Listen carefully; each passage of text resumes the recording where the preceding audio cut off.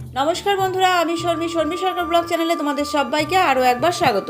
তো চলো বন্ধুরা, দেখে নাও ড্রাগন গাছে যখন ফুল ধরে তখন পিঁপড়ে কিভাবে ফুলের চারপাশে ঘুরতে থাকে মধু খাওয়ার জন্য। আর মধু খেয়ে নিলে ফুল তো নষ্ট হয়ে যাবে, তাই একটা ঘরোয়া পদ্ধতি তোমাদের সাথে শেয়ার করব কিভাবে পিঁপড়ে তাড়ানো যায়। দেখতেই পাচ্ছ এটা হলুদের গুঁড়ো, আর হলুদের গুঁড়ো সবার রান্নাঘরে তো থাকেই।